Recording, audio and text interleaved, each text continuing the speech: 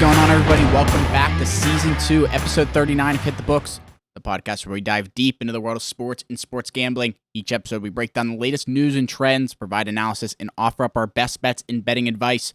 So let's jump into this week's episode of Hit the Books. On this week's episode, we have Huff in studio with me, Mackie and Ace from home. We got a little bit of everything this week. The conference finals are wrapping up quickly in both leagues, especially in the NHL, where we have our DraftKings prize pool live once we get the matchup set for the Stanley Cup Finals. On top of that, we have the NHL and the MLB with some news and things to review. Can't forget about our power rankings in the MLB that we do each and every week. So let's move into this week's episode and introduce my co-hosts, Huff, Ace, and Mackie. Mackie, let's start off with you this week. What do you got for us, buddy? Nice to see you, buddy. Yeah, not much. It's getting into the conference finals. A lot of surprises that we've seen. 1 week closer to the NFL. I know the NHL season and the NBA seasons are coming to a close, but we're getting close to the NFL week by week. Just looking forward to that. Other than that, not much going on. Kind of a slow week. Yeah, that's about it. For sure. Real excited about that. Ace, let's shoot it over to you next. What do you got for us, buddy? Yeah, like Mackie said, getting close to that NFL season, but I'm really cherishing these last few weeks that we have of the NHL and NBA playoffs. I mean, so many elite athletes going at the top level. I'm hoping for some tighter series when we get to the finals. Been a bit crazy here to start. Something I didn't expect to see, of course. But yeah, been calling the cards too. And MLB full swing. Happy that that's rolling. Had some day baseball today. Can't beat that. So ready to get talking. Ready to get going. Good stuff. Good stuff. All right, Huff, you're in studio here with me. Let's finish it off with you. What do you got for us, buddy? Yeah, not much going on. Like Ace said, a lot going on in these conference finals. Our Western Conference Finals pick, Vegas plus 440. We just need one more win and we clinch that. So our DraftKings prize pool coming up right around the corner, and looking to get Vegas as one of the teams there representing the West, cash a bet and have them in the DraftKings prize pool. So definitely look forward to that. Lots of good stuff, boys. Looking forward to yet another week here, episode 39. Let's get right into it. Let's start off with a top three segment, the top three sports announcers. I'm curious to hear what your guys' top three sports announcers are. Who wants to start off this week? I'll start us off here. Give me a second. I wrote it down. Okay, so top three. Mine are kind of from all across the board. One non-current, two current. I'll start with number 3. I'm going to go my hockey pick, Mike Emrick. Classic Wednesday night hockey, the rivalry night on NBC. Mike Emrick's calling the game. You knew it was a big deal. A lot of classic Sid Ovechkin rivalry games were called by him. So hearing his voice a lot in the older generation of the NHL, definitely one of the best to ever do it. Number 2, I'm going to go Mike Breen. Obvious reasons, all the bang calls, the best calls, all the calls that he's ever had throughout his career. He's definitely in my top 3, and that's why he gets that number 2 spot, sitting right behind my favorite sports announcer of all time, and that's going to be Jim Nantz, the Hello Friends. Anytime you hear that, you know you're getting down for something that's going to be a big deal, whether it's the Masters, a big-time NFL Sunday. Jim Nantz is easily, in my opinion, the best to ever do it. And I definitely left a couple of legends off the board. We weren't alive for the Pat Summeralls and the John Madden, so I never really got to experience that. These are 3 guys that I'm a huge sports guy, so these are 3 guys that every game I'm watching, I'm hearing one of their voices, or were in the case of Doc Emrick every night. So that's my top 3. I like the list, Huff. Yeah, definitely a bit of recency bias here in mine as well. Tough to put people on here that we never actually watched. But with number 3 here, I'm going to go Michael Kay from the Yankees. It's probably just a thing with me growing up with the Yankees on the TV every single day because my dad's a Yankees fan. But he has some memorable calls. He was in his prime with Jeter and Mariano Rivera on the mound. So he has some things that are stuck in my head probably for a lifetime.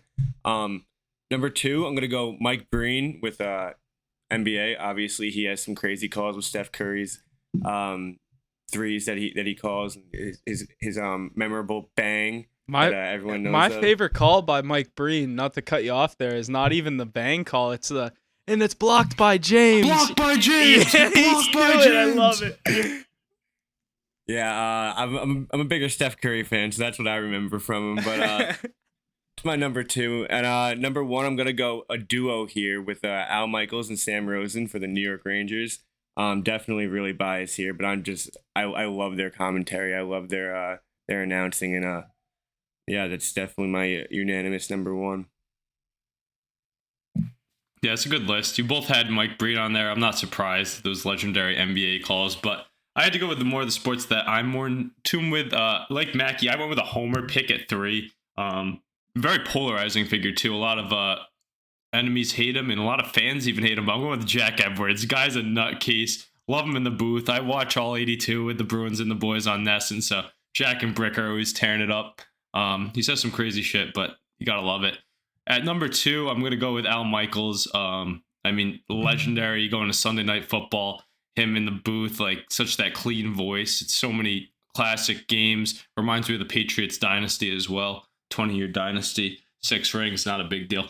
All right, coming in at number 1, I'm going to go with Doc Emmerich as well. Huff had him on his list, but how can you not love him? Like the things he says, waffle boarded away, and like crazy things like that. I mean, just iconic. And that brings me back to those initial Winter Classics. I feel like that's when he was really in his heyday. At least in my lifetime. That first Winter Classic, I can think of that when Crosby was in the shootout, and Crosby can win the game, and the game the way on he his says stick. Crosby too. Yeah, he's dude. like, and Crosby. Yeah. It's like, oh, like a young lady from Shawinigan, like the random sayings that he has. Young lady, like, just The great iconic. NHL. Favorite sport. It's such a hard thing to do, and he did it so well. It's tough for anybody to fill his shoes. Yeah, Al Michaels is definitely one of my honorable mentions. That I was trying to get him on there, but if it was 5, he's number 4 for me. If it wasn't like favorite or like best ones, I would go with one of the most hype ones. I can't think of his name. Is that guy that does college and NFL? I know he's current in the NFL right now. He's pretty electric when he announces. I gotta grab his name. But let's hear Jesse's. All right, I got my 3. Going with the classic Jim Nantz. Can't go wrong. You know, he's all over sports. Like Huff said, the Masters, all over every sport you can think of. When you hear him talk, you know you're going to get something good. Behind him, Doc Emmerich, classic old schooler in the NHL. Like Ace said, lots of good sayings across the board, like waffle boarded away. ESPN or NBC, I believe, years ago did a 30 on 30 or something on him and all his different sayings and stuff like that. And it was just, honestly, it's crazy to hear him just say them like back to back to back to back to back, and like him just tell you what they mean and everything, like for people that may not understand. And my 3rd one is Penguins' own Mike Lang, classic radio announcers, also has some really good sayings. Make me a milkshake, Malkin. Scratch my back with a hacksaw. Legendary Stanley Cup calls for the Pens. And an honorable mention, Pierre Regis Maguire. Used to kill it between the benches on Wednesday nights and in the playoffs. I fucking hate People hated him, but he was there. He made the content. I liked him. I don't know why. I didn't love him. I liked him. Pierre, what a dweeb, but he was elite inside the glass. Well, let's go down inside the glass with Pierre. Like, that's iconic. They send the He is a fucking dweeb. dorkiest dude down to sit in between the players, and it's like, I don't know. Everyone It's used so to make fun of him. He used to suck fucking Crosby's cock too. They used to say he was up his ass. Yeah. Yeah, he loved pulling out those stats too. He'd be like, "Oh yeah, when he was playing for the Rimouski Oceanic, he had like 17 goals in 13 games when he was wearing dark jerseys." It's like, what? He did have the wildest stats. He'd be like, yeah, his twin brother played like for 2 teams that should have went all the way to win it. It's like, what? Yeah, another honorable mention that I left off was Kevin Harlan, another NBA guy, but definitely not in my top 3. I just like him as one of the better NBA guys. Yeah, so many good ones. This is a hard one for me to do a It's tough 3. narrow. At 5, I could easily do 5, but like I said, Al Michaels and Kevin Harlan, they're definitely up there. What about this hot take? Do you guys like Joe Buck? Joe Buck, he was another one I was looking at, but he Yeah. didn't make it up there. Some people hate him, obviously. I'm not a but Troy and I Joe think- guy. Yeah, I think it's not too bad. I'm more of an Al and Chris. Now here's a guy, Al, that dude, that on Yeah. Sunday Night Football. How many times do you hear that from fucking Chris Collinsworth on a Wait, Sunday night? Huff just That was likes when he pretty rolls good. into the booth. Oh, honorable mention. All right, here's mine. I couldn't think of the guy who I was referring to, but he's the guy that announced Will Greer's game-winning play against Texas when we were in college. he does NFL now too, and he just makes college games hype. I can't think of his name, but my honorable mention is going to be Tony Romo. I think he's great. Does great color, great play-by-play. Yeah, just because he knows what's coming almost every single play. They told him to stop that. I like that though. I know they told him like stop. You're not like we don't want to know what You're ruining it. You're ruining it. Yeah, like we don't want to know what the fuck's about to happen. It's crazy impressive though. Yeah. Yeah, I like when he does it. Honestly, he's a good analysis too. Too bad he wasn't more athletic. He might have had a few rings. Oh, he played for the Cowboys too. It's a tough curse.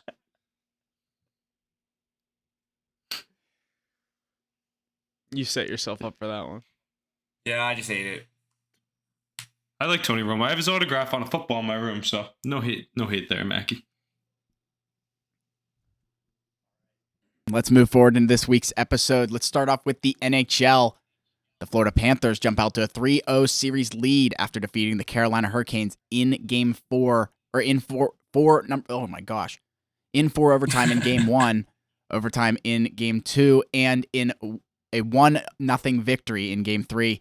Panther stars Matthew Tkachuk and Sergei Bobrovsky have been the driving force for Florida. Game 4 here about to start. Puck drop happening any minute here. What do we think's happening in this series, boys? I mean, Florida up 3-0. Do the Hurricanes take one? I think we have Florida tonight. What do we think? Yeah, get the brooms out. This Carolina team can't win on the road in the first place, especially with all the momentum this Panthers team has. Bobrovsky's been a stud in the pipes, obviously with the shutout last game. I don't think Carolina pulls one out. Yeah, Mackie, I'm right there with you. I mean, this Florida Panthers team, like we said last week coming in, they're firing on all cylinders. And we called it. If they could take Game 1 and they take all the air out of the balloon for Carolina, then those Panthers are going to be riding high. And that Carolina team that needs to win at home and couldn't do it early on, I mean, what faith do you have? You saw the clips of Svechnikov banging his stick after that last loss 1-0. I mean, they can't solve Bobrovsky, and for such an offensive powered team, I mean, tough to see. Expected a better series here, but those cats are rolling, and we're all over it betting too. So, I mean, we saw this coming. Matthew Tkachuk is definitely him, even though Conn Smythe definitely leaning towards Bob. Yeah, and I definitely have. I've been the one that's kept picking against these Panthers in each of these series. Not necessarily the first round. I've made my take on that, but at least this round, I'm the one that said I think Carolina goes up 2-0. But obviously, I'm just glad that I bought in on this Panthers team now because I think they get the sweep done at home. Carolina can't play on the road. Florida looks like the better team. They just look like they won it more or less. What was it, 2 nights ago, winning a 1-0 hockey game, and a game where Carolina was playing good and they were getting the offense. They were dominating in the shot department in the first and early on, and I really thought that was going to be the game that Carolina won, and Florida pulls out a 1-0 win. Bobrovsky gets a shutout in Game 3, first game at home, first Eastern Conference Finals game in Florida since '96. That place is going to be buzzing here tonight for Game 4. I'm glad we got him on the card tonight. I like Panthers to sweep this series. I just don't think there's much life left for these Carolina Hurricanes. Yeah, and what's really crazy about this team is we loved highlighting Bobrovsky and we love highlighting Tkachuk, because how can you not? Matthew Tkachuk with back-to-back overtime game-winning goals. That's just incredible. Crazy, dude. But it's really crazy. this depth that's showing up for them. I mean, they have proven winners in the stalls on the bottom of their roster. We've went over it. They have Verhaeghe, they have Duclair, they have Bennett and Reinhart. These guys are playing at the top of their game. Radko Gudas doing what he does best, just banging bodies all throughout the ice. Second in the league this year coming in. Guys like Forsling and a healthy Ekblad. I mean, this team's a wagon, but what strikes me is how fast they play. Like, speed is such an important element of the game. How strong and fast this team plays is really what's getting the job done for them. And Paul Maurice hasn't bought in, you can tell, with 3 straight 1-goal games. Yeah, I mean, and like you guys said, that the video that we posted, your guys' take on them last week was spot on.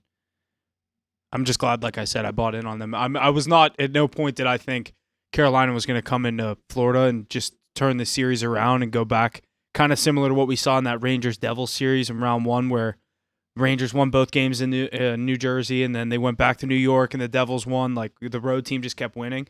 I just didn't think that was going to be the case here, and like I said, I like Florida to get the sweep tonight. Yeah, that first game was just so massive and took the air out of everything, and then they really believe in the Panthers too. That's what just more belief. Everybody keeps buying in now. And I wonder if they'll gain some respect going into the Stanley Cup if they can get it done. But I really don't think they will. I think they're going to be disrespected They'll be yet the again. underdog again for sure. No, but I'm not even saying that. I don't know about that. They're going to be I don't know. underdogs for sure. They're not going to have on home the ice. line. They're the underdog. Yeah. It'll be closer, but I think that there's going to be you're going to see a lot of people taking that Western Conference team, which should be the Knights, obviously. But I'm just surprised that a Brendan Moore coached team with the depth they added and Burns and whatnot can't figure out how to get the job done once. And I know 1-goal games, it's such like it could go either way. Literally, every single game could have gone either way. But how do you not pull out one of these three?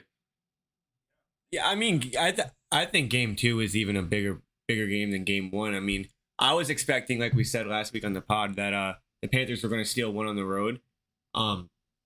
Stealing both on the road from a team that can only really win at home in the playoffs, that's been notorious for that, is pretty incredible. And that's why I just can't see Carolina winning a game on the road, because they've been so notorious to lose games on the road in the playoffs. And this team is just so hot right now. I just can't. I can't. I think this team is dead.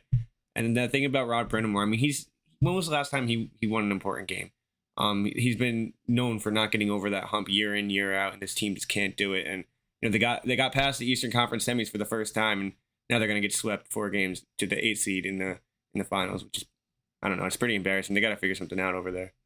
You know what's funny to me is the fact that like we're touching on Bob so much, and when you look at it, I guess goaltending is the difference in this series. But these Carolina Hurricanes goalies are playing well, but I still think that's a deficiency in this team. I know that 4 overtimes is a lot, but that first game, that Kachuk goal, that was pretty soft that he let in to lose that one, in my opinion. You got to have that one. I know you've been the 7th period. I know you're late. Everybody's tired, but it's a point-blank shot in the slot without traffic.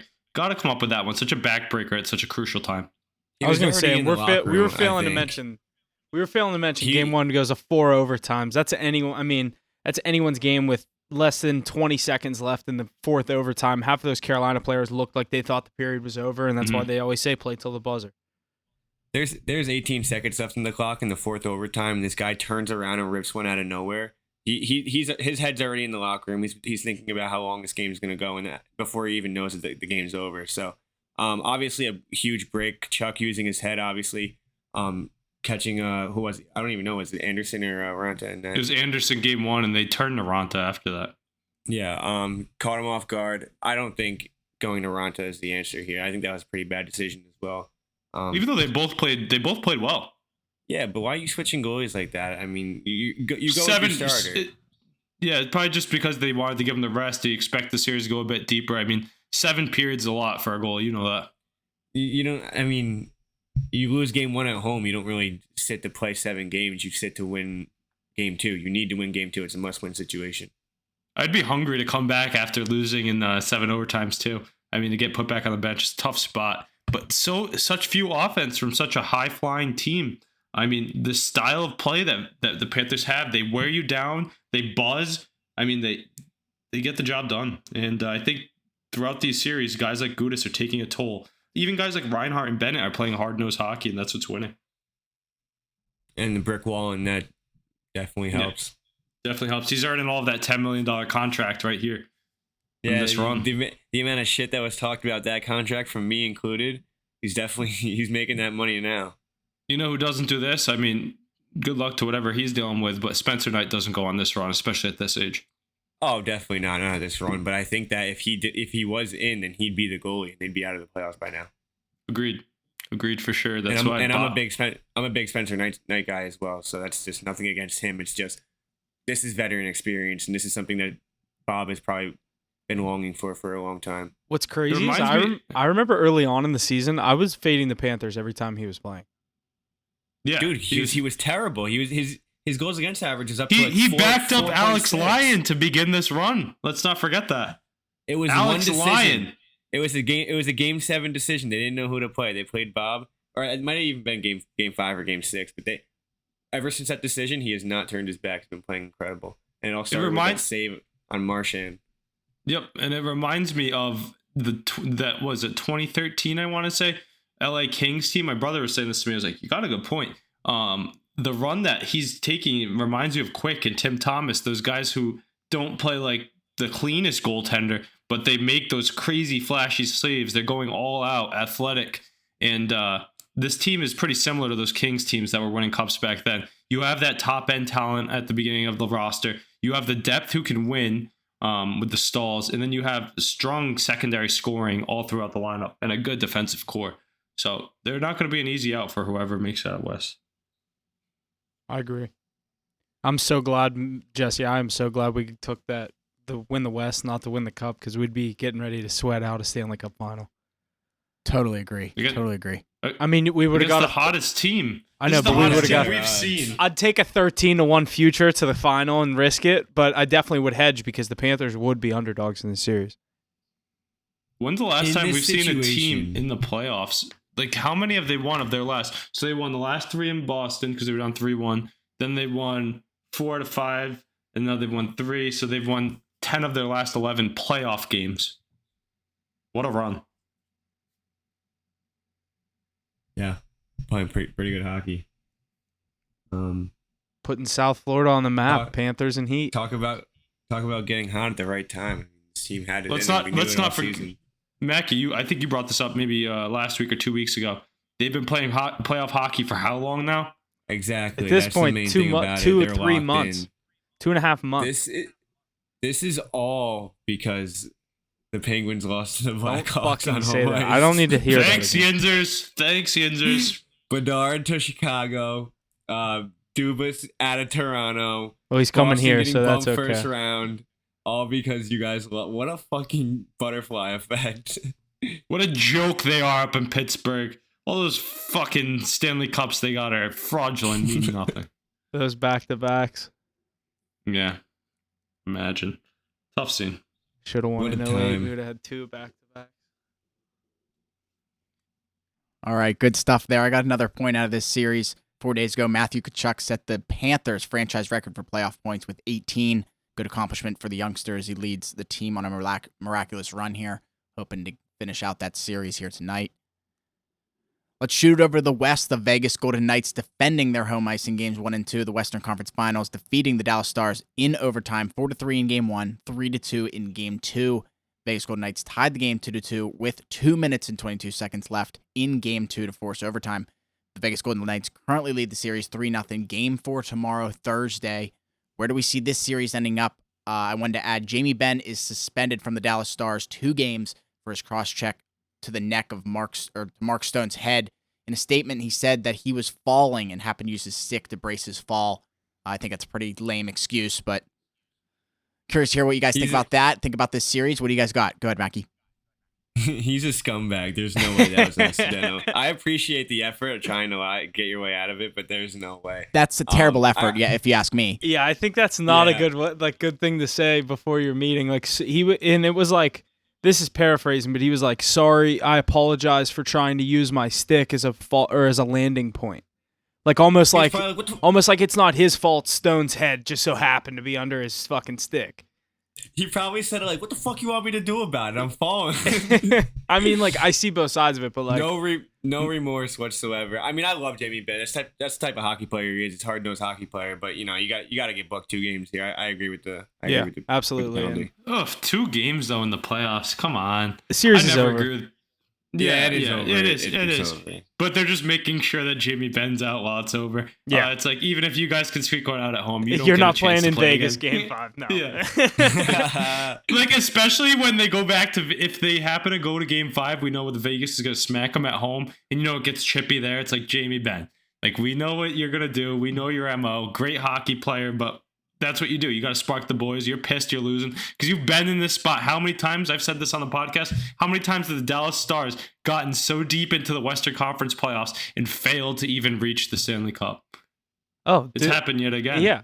I mean, they got there, in 2020 in the bubble against or not in the bubble. What year did they get there against the Lightning? That was Montreal and Winnipeg. It was the year before the bubble or a year after the bubble. I can't remember. I don't really know, to be honest. They played Nashville? No, they played the Lightning. Yeah, the Pens beat Nashville. No, I'm saying, did they play Nashville in the oh, never mind. Wait, Stars made a cup? Yeah. Yeah. When? Like with this 2019 I'll fact check myself. I'll look No, that they up. didn't, because 2019 was Boston. 2021. Lightning? I'm looking at. Yeah, it has to be. It has to be 2021 because they played the Lightning. They won in 2019, 2020. So the 2020 Stanley Cup. So the first one for the Lightning. Is that right? Yeah, you are right. But that was Winnipeg versus Montreal. The 2020 wasn't it? the 2020 Stanley Cup Finals, the Lightning won in 6 games. They beat the Stars in 6 games. Mac, so they won you're 3 in a accurate. row, remember? 2 in a row. Or 3 in 4 years. Oh, 3 in 4 years. Yeah, you're right. They made 4 straight. Shit, I forgot they 3-peated him. Crazy. Yeah, we tend to forget that as none of us are Lightning fans. But yeah, it's just another tough luck, and I'm surprised they're going out in terrible fashion here. I mean, I thought they had a pretty good run, and I thought that the depth that the Dallas Stars team had would be good. But as we've said before, Vegas is due. I know they're a new team, but they know what it takes. They have Bruce Cassidy at the helm. Even with Aiden Hill, like he's standing on his head just because of their brand of hockey. And the people in front of him, I mean, that's such a wagon. Huff's been on it since he's been in Vegas. I think he got hammered. Someone put something in his drink and said, turn him into a trance and turn him into a Golden Knights fan. He's like, they look like the Penguins. I'll ride with it. Yeah, he's got good value on it, and love that he's sitting on that Western Conference future with only 1 game to go. Yeah, I actually do think Dallas gets one. It's tough with no Jamie Benn. I think on their home ice, I think they will get a game. I think you're not going to get anything similar to that Game 3 performance out of Ottinger. I think he has a big home performance here, and I like the Stars to at least force Game 5, and then, like you said, I think Vegas has their way with them in Game 5. See, but here's the thing. Ottinger's been off the entire playoffs. This is very unlike him recently, but something's in his head right now. There's something going on with him that he's not playing good hockey. I could see a scenario where they come back the same exact way, and Ottinger gets lit up. I could see it, and they're probably not. The leash is probably really tight too. That's why Wedgwood came in and played pretty well. I think he gave they lost 4-0. He gave 1 goal. Obviously, the game's a little more conservative after it's 3-0, but he's a goalie you could probably trust. Do you think I agree with you? I was saying that last night. I was out watching the game. I saw some of that while I was watching the Celtics. But what was I going to say? Going to Wedgwood, you think that's why they turned to him so early? They know that we all know they're going with Ottinger in Game 4 with their backs against the wall. But do you think it kind of shows he's battling demons of some sorts? To pull him that early, I know 3-0. 3 and 6 quick. shots. Yeah, but still, I think it was 3 on 5. Yeah. When you put it's in Wedgwood, tough. you're waving the white flag, in my opinion. No, I don't think so. I think, agree. I thought that too. There's been many situations where pulling a goalie and putting a new goalie and just changes the momentum of the entire bench. Yeah. I mean, they also know they have to play better in front of Wedgwood typically than they do in front of Ottinger. So, that can bring a little bit of a boost. I agree. He's just trying to find something to mix it up, change the speed. But I don't know. That's such a big drop off. I think Wedgwood's not even like a valid backup. A lot of these teams, just in my opinion, he's not a better backup in the league, I don't think. But I don't do it. If Otter's playing like this, I mean, it's been pretty consistent. It's not like it's a one-time thing. So, you got to figure something out. Backs against the walls. You can't just roll over and just go with him because he's been your stud the entire year. Yeah, I completely agree with that. And plus, honestly, what has he won? But let's flip it back to the Vegas Golden Knights for a second. He's young. Yeah, no, I agree. But he's lost these big games time. No, in, I was time going to out. say that's I wasn't looking at I didn't think you meant that in terms of like hardware. I mean, obviously a Stanley Cup, he has been there, but I don't know. I think you go. I think he has a big game in Game 4. I think he definitely bounces back. I don't think that Stanley Cup was him, dude. Are you sure? No, that was Anton Khudobin. Was that Khudobin still? Because that was the year that was like the second year in his league, and I know he was in the AHL for a year or two. So yeah, you're right. No, but I was talking about that Vegas Golden Knights team. I know it's pretty easy to pinpoint with the Panthers their success. It stems from Tkachuk and Bobrovsky. This Vegas Golden Knights team is a whole different story. Maybe that's why they're so successful, because we know hockey is a team game, and they've been getting contributions all throughout the lineup. Yeah, they have the mainstays of Marchessault and Carlson doing the work. Jack Eichel, obviously, big name. Everybody loves that. But they're getting contributions from everybody. Chandler Stevenson, all throughout the lineup. Aiden Hill, whatever goaltender they turn to. The depth on the back end. I mean, who's your guys' pick for the Conn Smythe on this team so far. You can't rule out Jack Eichel. I think he has 16 points in 13 games, 7 goals. Obviously, like one of the biggest pickups that they've needed over the past to get over the hump the past few years. Right now he's my pick for if Vegas does win. Absolutely, the cup. I agree 100%. I think it's gonna be tough because Aiden Hill is gonna have to stand on his head 7 games in the straight finals if they want to win this, if they want to win everything. So, and up to this point, Aiden Hill has stood on his head. He stole a few games from the Oilers.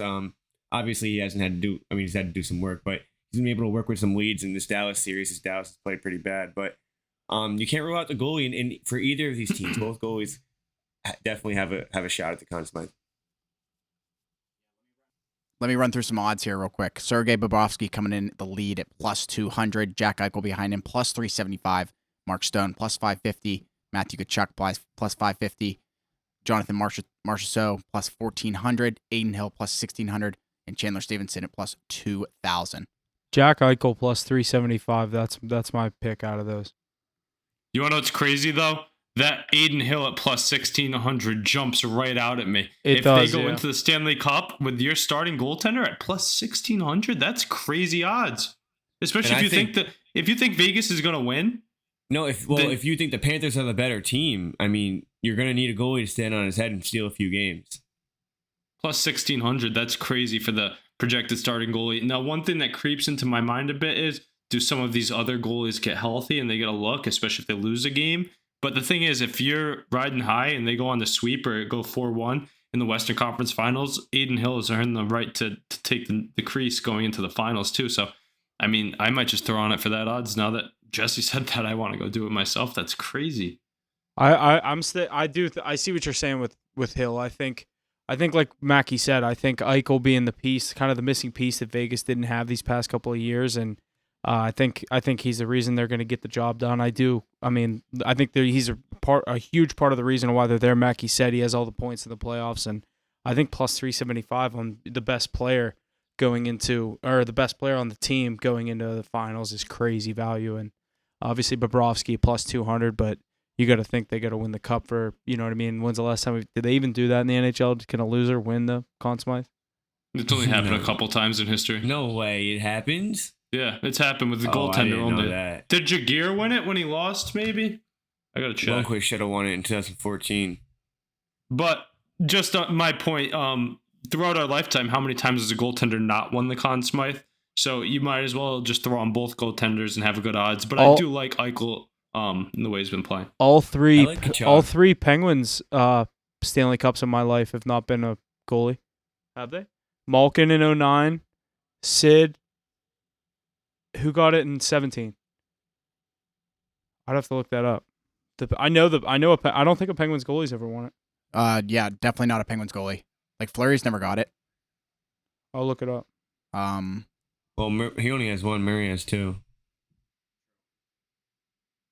It's only happened once, and it's the last time the Philadelphia Flyers. Sorry, Philly fans, if you're listening, some more bad news for you. The last time the Flyers won the Stanley Cup, they didn't win the Stanley Cup. They lost because of the Flyers, and this is the only stat. But the only time a loser has won the Conn Smythe was Reggie Leach in 1976 when he had the most goals in the playoffs with 19 and lost to the finals. They got swept by the Canadiens. Crazy. But I like the value on Hill for sure. Definitely a good value play if you're looking into that 10 to win 160. Yeah, Sid, just back to what I was saying. Sid won back-to-back cups in 16, 17, and back-to-back Conn Smythes. Not a big deal. Well, he's like best player, one of the best players ever. Yeah. That's different. And like his continued run, like we're talking about Eichel too. He's going to have to do a lot more because think about how much Crosby did in the finals. He did more than what he did on the whole run. Oh, yeah. In the finals. Yeah. You know what I mean? So it'll be interesting to watch. Big game players. That's why, you know what I mean? Who comes out when the lights are the brightest. Yeah, definitely. But it'll be fun to watch. I'm excited to see a Vegas-Florida potential matchup. I do think that those guys like Gudas could slow down Eichel and Marchessault and Carlson a bit, but maybe that depth and Bruce Cassidy can grab one. Cassidy and Maurice both have lost a Stanley Cup final. I mean, they'll be facing off to get there first, so it'll be interesting to see a lot of firsts on both sides. Mm-hmm. I think we're gearing up for a pretty good Cup final after we saw these big teams go down, and Edmonton, and I mean, I never had a pick on them, but after Toronto gets to the second round, a lot of people were picking them to get there, and all these big names in the league just kind of kept dropping, and I'm excited for obviously Vegas and Florida both up 3-0. That's, I mean, I think it's pretty safe to say that's going to be our pick or the final, but it's happened 4 times in the NHL before. I do not think it's going to happen at this point. I like that to be our final matchup, and I think I'm excited for that matchup. I think it is going to be really good hockey. For sure. 2 teams firing on all cylinders. Yeah, absolutely.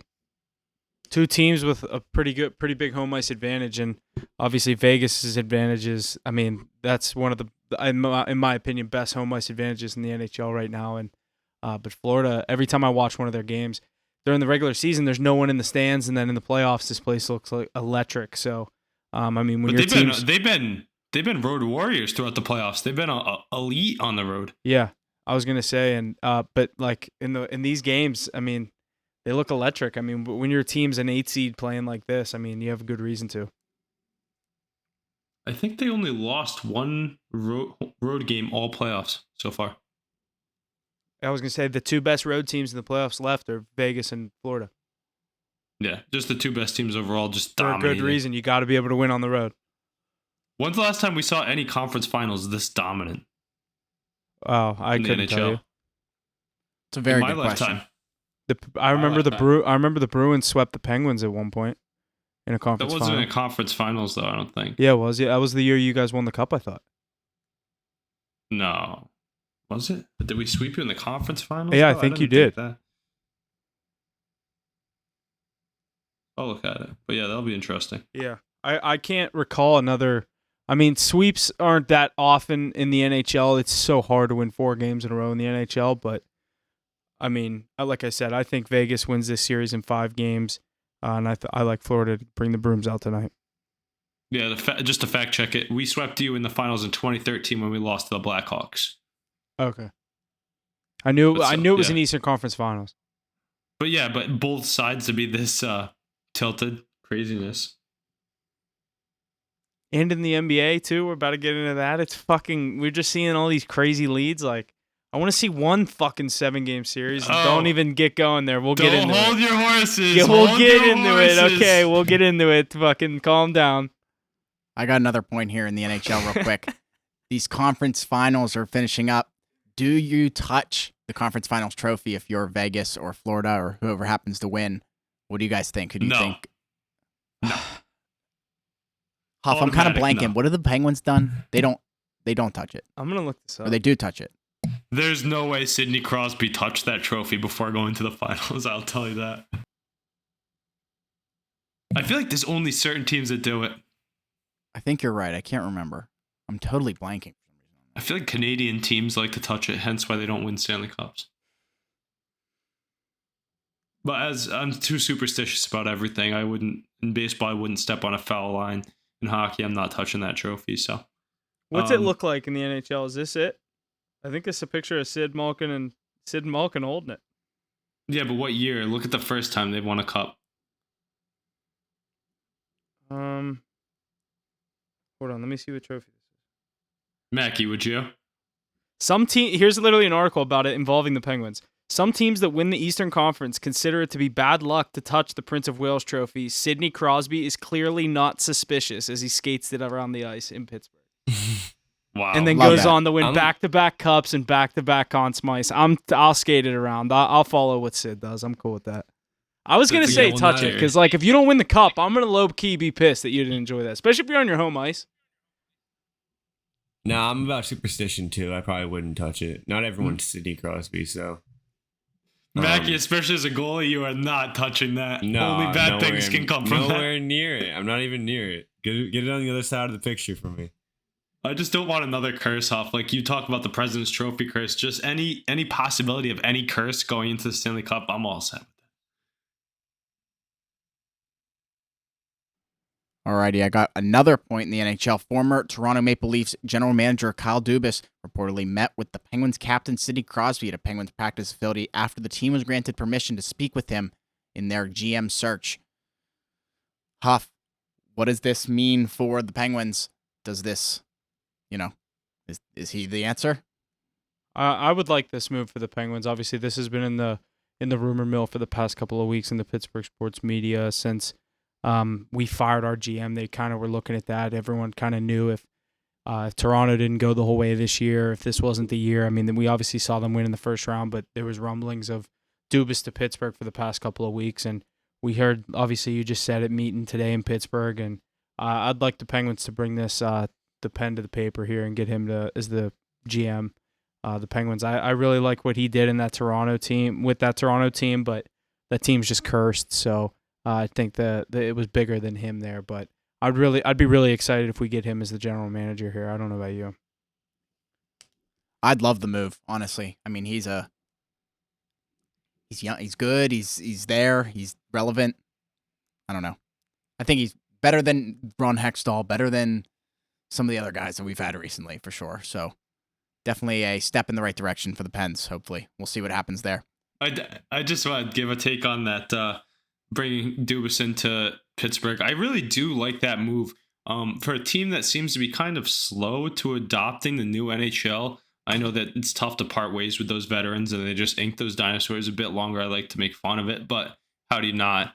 I think that's good to bring in a younger guy like that. And really, what did he do wrong?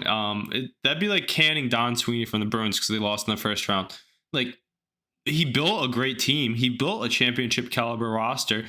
They put up a career year. I know it may not be the best, but one of the best seasons in a while, at least for the Maple Leafs. They got past the first round.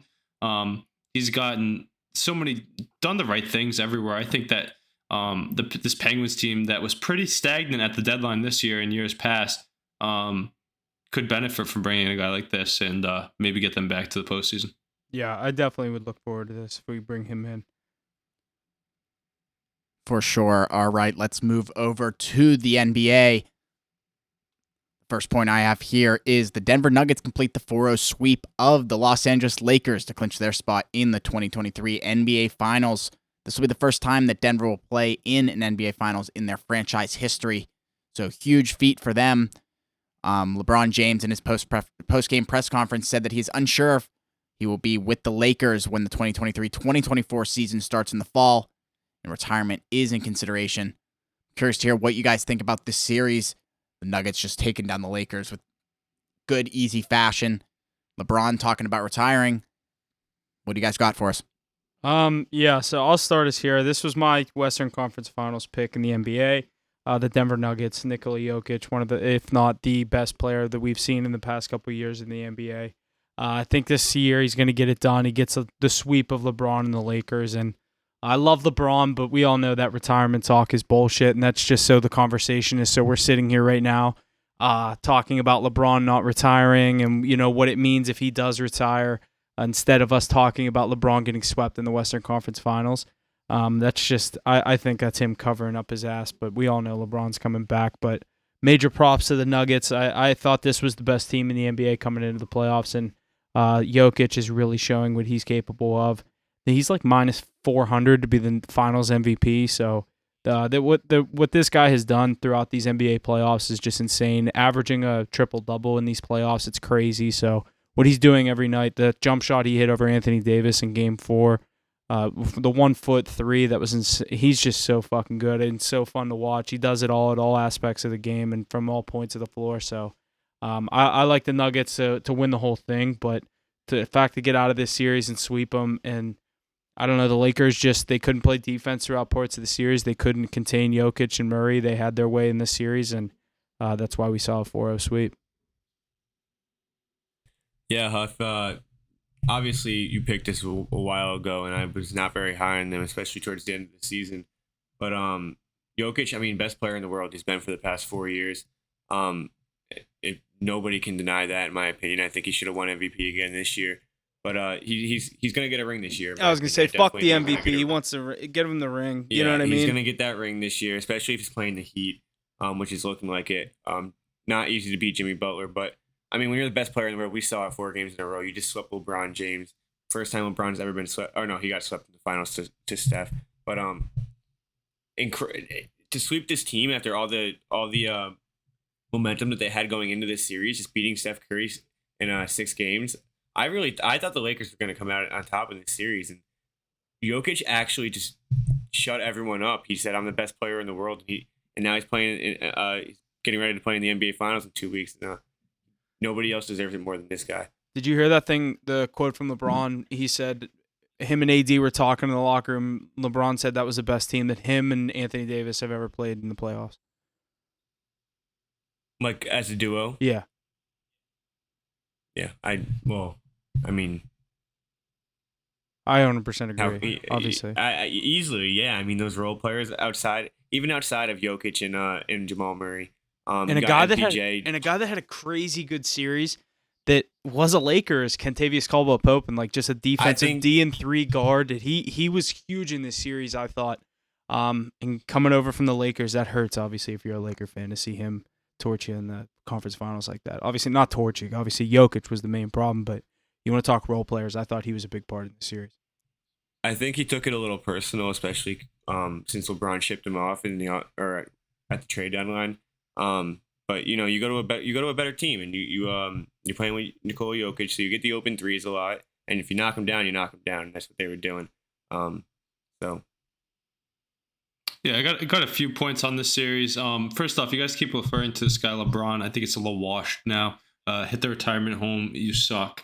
No, I'm just kidding. It's not going anywhere. Moving to Boston on. and you speaking. Yeah. I'd love to see LeBron crying. Come on. But he can have more Taco Tuesdays with his family. Maybe get to watch the real James play. Bronny carry on the namesake better than he did. Not lose as many finals. The list goes on. But Kentavious Caldwell-Pope, good take on that, Huff. I agree. He has been a nice little unexpected piece to step up. And he had kind of a weird path to get to this Nuggets team. If you remember when he was dealt from the Lakers, went to the Wizards. I don't know if he had another stop on the way to Denver. But really fitting into that role very well. Flying under the radar with guys like Jamal Murray and Nikola Jokic carrying the way. I think having Michael Porter Jr. healthy is such a key to this team. The depth they have around them, this is a championship caliber roster. I mean, when has Jokic played with both of his two sidekicks really healthy? I mean, it's nice to see. I think that Lakers team really just ran out of gas, and they weren't as good as we thought. It was pieced together well. But I was definitely surprised to see them get swept, though. I was on them a couple times. Just believed in that LeBron legacy a bit more. Believed in Anthony Davis.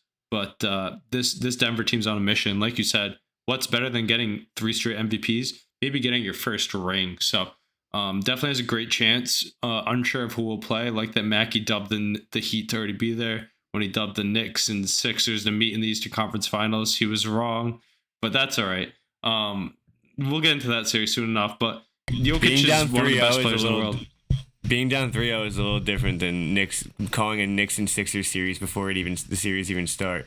But we can just we can just forget about that. Don't let them get one. Yeah, they got one. It's not a bad spot to be in, down 3-0 in the Eastern Conference Finals. It's better than sitting on the couch and watching like those Knicks are. I mean, we're both sitting on the couch and watching, so we're both in the same situation. No, I'm standing up because I'm still locked into the game. My horse is still in the race. Just keep celebrating while you can. You got about 26 hours left. I think that's a good segue to get into the next game here, Jesse, if you want to introduce. Yeah, we definitely have a line on this game. Let's talk the line. I think it's Celtics -8 in Game 5. I'll pull that up here as I'm talking about the game. So Game 5, the series between the Celtics and the Miami Heat, is happening tomorrow evening, Thursday. The Heat lead the series 3-1. Game 6 Saturday, if needed. The line on this game is Boston Celtics -7.5. Their money line sitting at -300. Miami Heat money line +240. The over/under sitting at 215.5. What do you guys think about this? Mackie, let's hear it. Yeah, I do think Miami closes this out, but I was just talking before. This is obviously going to be a very good game. Going to be hard to go in and beat Boston 3 times in their own stadium. But like I said earlier, Boston isn't the best team at defending home court, but they usually they get the wins on the road. But going down 3-0 is very tough. So I could see Boston winning this game, going back to Miami for a Game 6 in a must-win situation for Miami. But Jimmy Butler, especially Eric Spoelstra. Eric Spoelstra is not going to let a team come back from 3-0 and sweep them. Ace got a little smirk on his face, but I don't know. I'm happy Boston, to hear you say that the Celtics are gonna win this one at home, because that's all you got to do is take it one game at a time, Mackie. I did not say. I literally just said I think the Heat are going to win. I just said I wouldn't be surprised if the Celtics pull this out. 7.5-point favorites, unbelievable. I'm definitely going to be hopping on plus 7.5. Probably not going to take the money line just because I don't want to double down. Because you on think it, the Celtics are gonna win? Well, they're a 2 seed. They should be up 3-1 on an 8 seed. Yeah, but no, they're down 3-1. So, what do you think about Game 5 though? What do you think about Game 5? Like right now, where are you leaning? He just Who wins that said he game? thinks the Heat win. I think Miami Heat close it out. I think Jimmy Butler finds a way to get it done. Then why wouldn't you throw on the money line? Because I'm taking the plus 7.5. I don't want to double down. I think there's way more value in the plus 7.5. I thought it was you that said in the NBA playoffs you want to hammer that money line of those dogs. It's really been covering. Might as well. He wants you to You're take right, it so you're bad right. here. So I know. No, I don't Sorry, want you to, because I don't want you to lose your money. What's crazy to me is we were talking about the Celtics team. They were down 3-2 against the Sixers before. And you know what's crazy to me is they play their best basketball when their backs are against the door. I mean, it's like they actually awoke a beast by going down 3-0. It's pretty crazy to me. The backs are kind of through the door at this point, no? No, that'd be if they were out and watching like LeBron. They didn't lose that fourth one yet. I forget who said that quote, but it takes 4. All you gotta do is win 4, and they still have that opportunity. You have to win 4 before the other team does. They got to take it one game at a time, though. Such a crucial matchup here. And Jason Tatum, what a terrible start to the series. But when does he show up? When it matters. We saw it in Game 7 against the Sixers. We saw it in Game 4 against the Heat here. He put up over 30. Again, best player on the court, night in and night out. What about Game 6 in that elimination game that his team carried him on? Yeah, it's nice to see. That speaks volumes to that Celtics team. They have guys like Jaylen Brown. They have guys like Malcolm Brogdon, Derek White, Marcus Smart, Robert Williams, Al Horford. They've been in these situations. 3-0, one of the toughest things to do of all time. But I jumped on it plus 650. You know what the odds were today when I checked? Plus 250.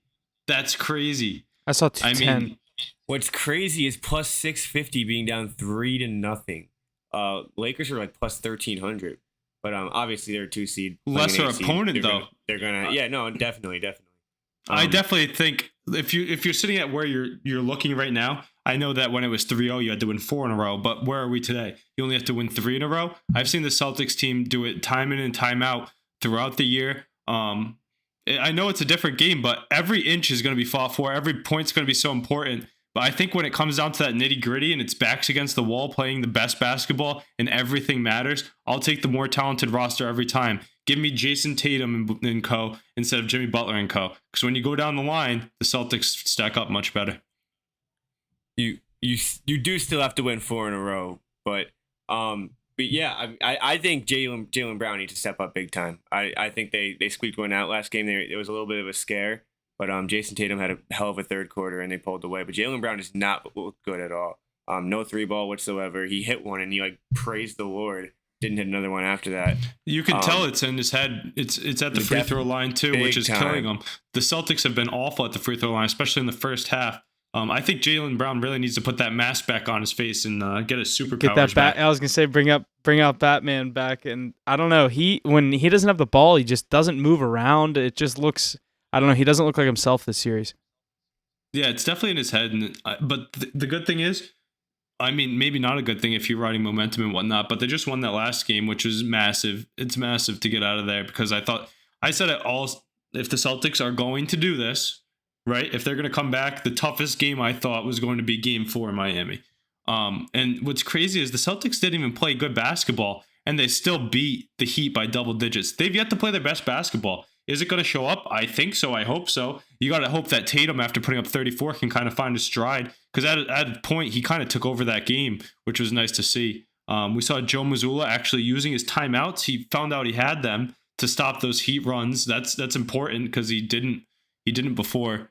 But obviously, it's a tall order, tall order. Every game, every quarter, so important. But yeah, I like the defense they played. It showed me that the Celtics can really lock down and completely shut down this Heat team when they need to. It just sucks that they have to get to this moment where they could lose a game and be out for them to play better basketball. Yeah, I do think the Celtics win Game 5. I think if the Heat are going to win this series, it is going to be Game 6 in Miami, but I like the Celtics in Game 5. I think 8 points is a lot. I don't know if I'll be taking the Celtics -8. I really wish there was another series going on because I'd just tease it with the game the next night, but I do like the Celtics to win Game 5, and then Game 6 is going to be very interesting what Miami does, but not really sure which way I'd go there, if I think the Celtics would force 7 or if I like the Heat to wrap it up in 6, but I like the series to at least go 6, and I'll take the Celtics tomorrow night. Huff, you know what's crazy? How quickly has your narrative changed at 3 games? Do you remember before Game 1 last week we met before this podcast? You were looking at an alternate spread -11.5. Yeah, I thought they were going to smoke them. Still, and nothing happened to that team. They just had 3 letdown games, right? And some of them were close too. I still think that team's in there, and if they both play to their full potential, that's asking a lot. But if they do, then the Celtics should be able to handle them. I think you're really underestimating this Heat team. I mean, they're really good. Jimmy Butler's one of the best players. I'm not underestimating them. I just agree. like this. No, I agree. I feel like people are just forgetting about how good the Celtics actually are, though. I don't really think so, but I think Miami matches up well. I think Bam Adebayo outperforms Al Horford day in, day out. I think Gabe Vincent, Caleb Martin, these guys are stepping up, hitting threes. They're shooting like 50% from 3 in these games, which is crazy. Which is abnormal. Like, I don't think that trend keeps up. But it's not like it's not one game. It's like game after game after game. These guys are stepping up, and I don't think there's an answer to beat that 4 times in a row. That's what I'm saying. I think if it's a 3-1 or 3-2, I don't know.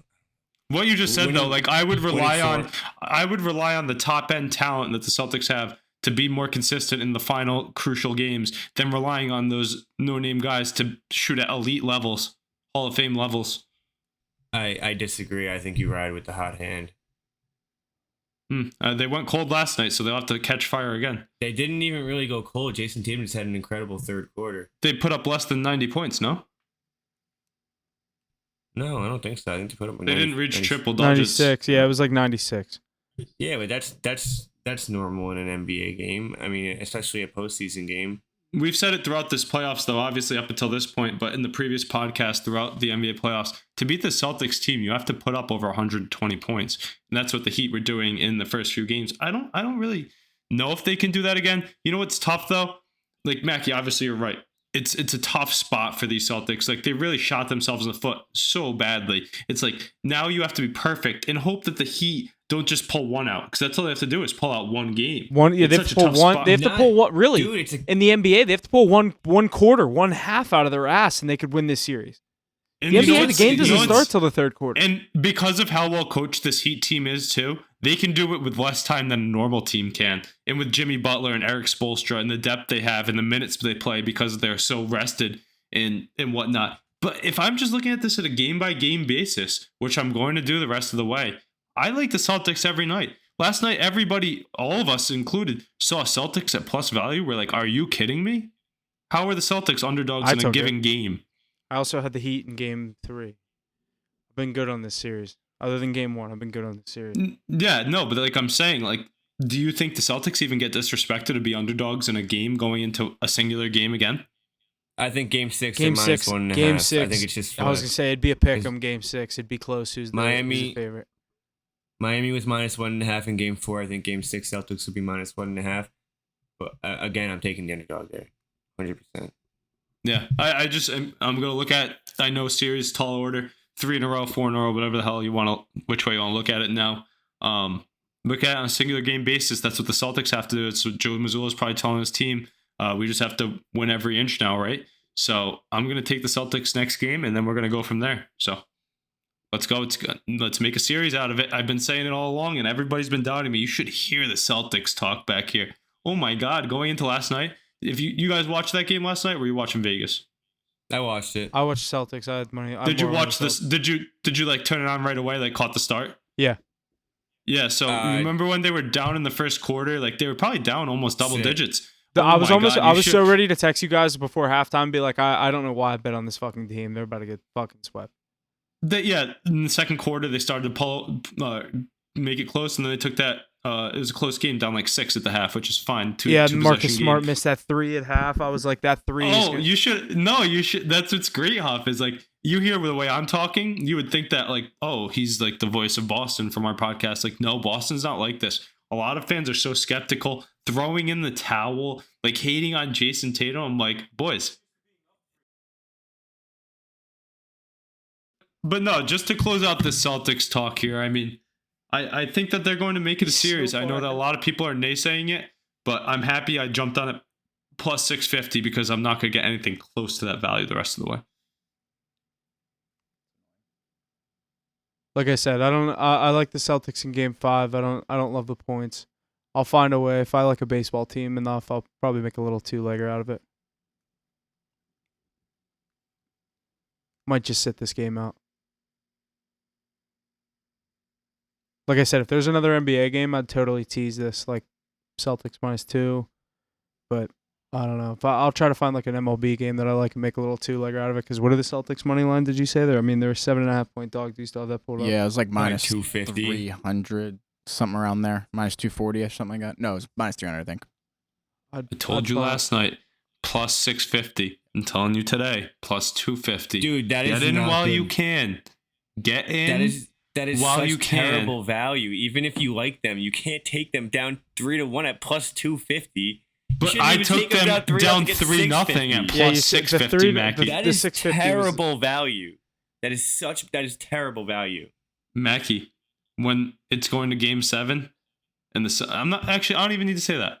You are. When we're going to you're a Game believer. 5 He goes, tomorrow I'm going to night. take it game to game. He goes, when it's going to When Game we're 7. going to 7. tomorrow night in their minus 300, just remember, when they win, who's sitting with plus 650? Listen, if you, I'll be happy for you if you're sitting at plus 650 in a Game 7 when they're minus 300.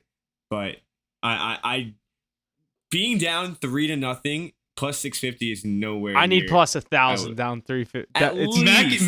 never been done. This doesn't surprise me though. With that New York Cowboys mindset, he thought the That series doesn't was even over. make any He sense. thought Value, sports betting value is value. You're down 3-0. It doesn't matter if you're MJ and the Bulls. You don't fucking take plus 650 down 3-0. What would the And odds, you're so Mac? high on this right now because it's 3-1 in the series and they won one game. But guess what? If they lose one of their next 3 games, Jimmy Butler has one good game, and you're not going to be very confident about that plus 650. Mackie, what You are know the what, Mackie, what I odds just- would you have wanted it to be? At least plus 1,000. At least you're down 3-0. You have to win 4 games in a row in the Eastern Conference Finals against. this is a probably the play-in best- team. Against This probably is a the best play-in coach. team. A playing team that won 3 games in a row against you guys, 2 in Boston. This I mean, play-in your team lost their logic- first play-in game. I appreciate the effort of being such a fan, but this is just astronomical. I mean, it doesn't make any sense to me. It doesn't. It's crazy. Yeah, I was just happy I got that. The real value that I was very happy to hit was last night on the money line because we're not going to see that again. But yeah, I mean it's going to be a great series the rest of the way. I'm excited for it. I just remember when Mackie, what I was saying about the New York Dallas mindset was you thought when we were down 3-2 against the Sixers, you thought it was done. Let's pull up the clip. I said it before. I love pulling up those clips about that right there. You thought it was done. No chance. Tatum's horrible. He drops the most ever in a Game 7. And here we are talking about the Celtics again for another week in the Eastern Conference Finals. And I'm hoping they can get the job done so we can do it again next week. But all I know is next game, they're going to win that one. Minus 300. Steep line, but they're going to hit that. I like your plus 7.5 play, though. I think it's a sweat. It's going to be a sweat throw. I'm gonna go back and find some of those Bruins clips of yours. Hey, I talked to find every single one, and I said the playoffs is a whole different season. Yeah. I was telling but- Ace, I was telling Mackie the other day, I was like, I'm low-key kind of like glad Pittsburgh doesn't have a basketball team because like watching you two just chirp each other in the NBA, it's the one sport where I can just sit back and I have no team-related fan base. Like I was telling Mackie, like I just kind of like root for like players and duos. Like I mean, you know the teams and like the guys I root for. Like I don't really like. I'm not a diehard fan of any team. Like I like the Nuggets, but mainly because I like Jokic. Like it's not really I like the Nuggets. You know what I mean? You get to follow the good basketball. Yeah, I'm just kind Jokic- of a bandwagon NBA fan, but like I root for the same superstars every year. You know what I mean? He roots for the logo. Yeah, See, I'm a here's the Jerry thing. West guy. I just love to see the league. Scott Foster Huff. fan, probably. So Just Huff, want to you see take some Jokic close games. off- Would you say, Mackie? You take Jokic off the Nuggets. You're probably not a Nuggets fan, right? No, No I'm shot. not really even a Nuggets fan. Yeah. If I had to pick a fandom, it's probably the Lakers, and they just beat up on the team. But like I said, my take last week on that, or whenever the series started, I said I love the Lakers, I love LeBron, but I have the money on the Nuggets. That's been my take all year. I just got to go with it, and that was really the reason that I stuck with it. But I'd love to see LeBron going for a 5th ring right now. But I mean, like I said, that was a win-win series for me. I either get to see Jokic go for his 1st or LeBron for his 5th. Honestly, yeah, I just wanted it for his legacy, to be honest. I wanted him to get that 5th ring. I wanted to see Celtics Lakers, but Because Jokic That will be too, back. that too. Jokic will be back. honestly though, I can say this though, Mackie. It obviously it seems fandom biased for me to stand on a hill that I think the Celtics have a valid chance of coming back. But I think it's more realistic to think of a game by game, and the odds makers are making that way. But I can honestly tell you that if I was a Lakers fan, and like I am, and I was rooting against them to make a 3-0 comeback against the Nuggets, I wouldn't be preaching this. I would be praying for a miracle. Like, that's the difference. They're not playing world beaters. You know what I mean? They're just in a tough spot against another pro team. They're playing the best overall team basketball team that was in the playoffs at any point. The Heat are playing the best team basketball that, like I said, I think they're the only The most team well-coached team. Yeah, easily. Spoelstra is the most underrated coach in the NBA. I know a lot of people, like, if you truly sat down and looked and, like, we all gave top 3 coaches in the NBA, he'd probably be there for all 3 of us. What'd you say? He's 2. I was going to say, he gets forgotten, but he is really good. I was going to say, if we sat down and really looked at the list of coaches, he 100% would be on my top 3, but, like, I don't really forget about him a lot because, like, he's always fucking there in the playoffs. So I think, I don't know. the always deep. Exactly. Always deep in the playoffs. Exactly. No, but that's what I'm just saying. Like, you're not worried about, like, a Nikola Jokic or an all-star studded roster. Exactly. Or, like Harden and Embiid. You know They're what I just mean? playing. Like, That's the thing that scares me though about the Heat is they're playing really good just team basketball. So it's like at any given night, like Mackie said, these role players are playing really good. Like, I mean, you don't. maybe that's why I just see the game. Last night, Jimmy differently, Butler like- didn't play his best game. I think he only had like 9 points in the first half at some point, and the Heat were winning the game. But it's just like if there's any sport where superstars can really take over and impose their will, I think that's basketball, and that's why Absolutely. I feel like my money's in good hands with Jason Tatum. It's the most ISO game that's like not Absolutely, like a 100%. game. I mean, yeah, 100%. You can't have a single person take over in the NHL because he's off the ice in 30 seconds. He Yeah, scores a goal. But that's this guy- that's why I'm so high on Tatum and Cup. Yeah, but the NBA is different now. It's not like what it used to be 5 years ago. 5 years ago, 2 guys was enough. You need 2 stars and three good role players and probably 2 good bench players nowadays to make a run. So I think those 2-0 Chiefs can get it Panthers. done. That's huge. Shit, I forgot I took the God. 1.5. Fuck. Crazy. Who was it this time? I don't know. Lundell, Guess who? Kachuk. Let's go.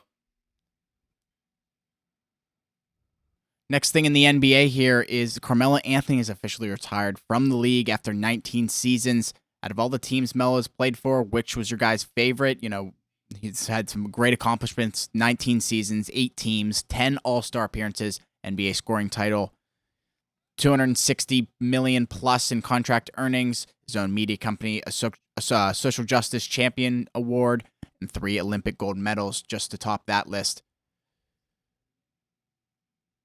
What do you guys think about that? Anything?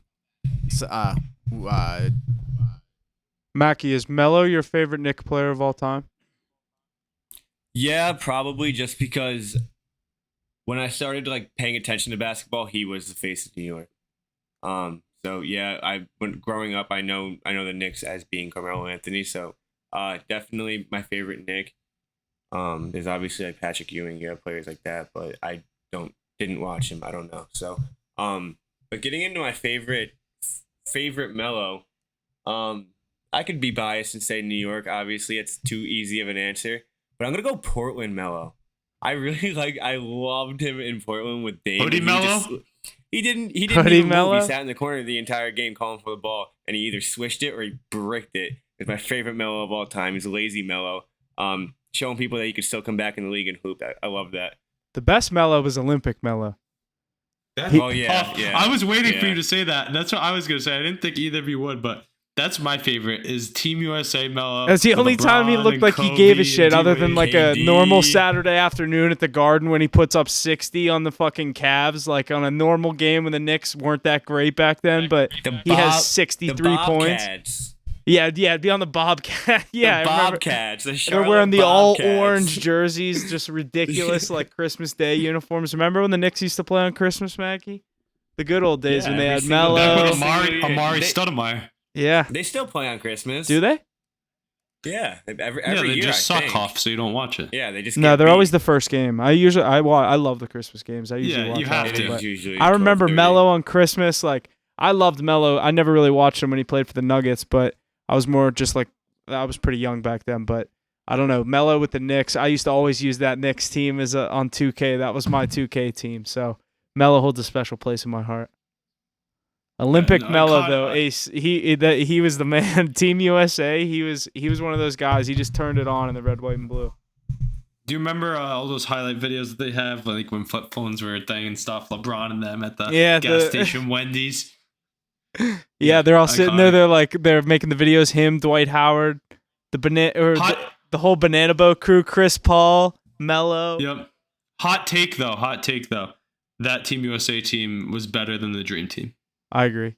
I mean, obviously, we're this generation. Hot take. Dude, that was a good team. LeBron, that was a good team. Kobe, Melo, Carmelo, Kevin Wade. Durant. Was Curry on that team? No, Dwayne Wade was.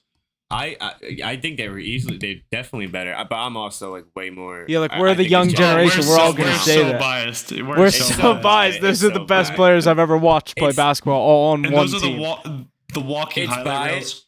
It's biased, but like realistically, a role player today can go and dominate in the 90s. It's just an evolution of the game. And like I was listening to Charles Barkley on Spittin' Chicklets, and they were talking about the Dream Team back then, and like how big of a deal that was, and like I don't that 2012 USA basketball team, that was electric. But I mean, obviously, I wasn't alive in '92 to experience the Dream Team with Jordan and what was going on back then. But like, I don't know. I feel like. You ready? I got the list of that team. All right, and think about this. This is when a lot of these guys were in their prime. LeBron is in his prime. He just won a ring. LeBron, Carmelo, Kobe just won a ring too recently. Chris Paul, Kevin Durant, Russell Westbrook, Kevin Love, Iguodala, James Harden, Anthony Davis, and Tyson Chandler. They were weak at center because I was a young AD. AD was right out of Kentucky. Didn't even play in the NBA yet. He literally finished Kentucky. And when Coach K was the coach, was so and he brought Anthony Davis from Kentucky. Obviously, that's Duke. awesome. Yeah, but just the big time college basketball. He was like, "Yeah, I've seen him play. He's ready." This article's from 2012, July 25th, 2012, before this team played. Who do you think was their player to watch for Team USA? This was a highlighted article by Bleacher Report. Kobe. I don't know. Maybe KD. I was going to say KD. I'll read it to you. This Team USA KD roster is completely stacked, but coming off the best season of his NBA career, don't be surprised if LeBron James keeps the momentum going all the way to London. It's LeBron James. Yeah, that was I stupid. thought it was a trick. I thought it was a trick question. Wait, say that roster again? All right, you ready? LeBron James, Carmelo Anthony, Kevin Durant, and Kevin Love. Those are your forwards. Your two centers are Tyson Chandler and Anthony Davis. And then at guard, you had James Harden, Russell Westbrook, Chris Paul, Kobe Bryant, and Darren Williams. Darren Williams. That's that lineup. That starting five is scary. You have Durant, James, and then you have Kobe. Durant, James, Kobe. Dude, young James Harden was like your ninth guy. What about Russell Westbrook in 2012?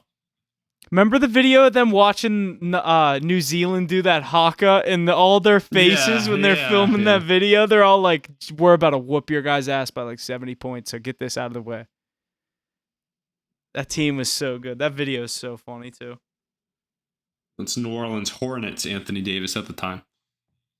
But yeah, Melo, great career. Kudos to him. Hoodie Melo, definitely going to miss him. Here's the picture, though. There we go. The three of them right there.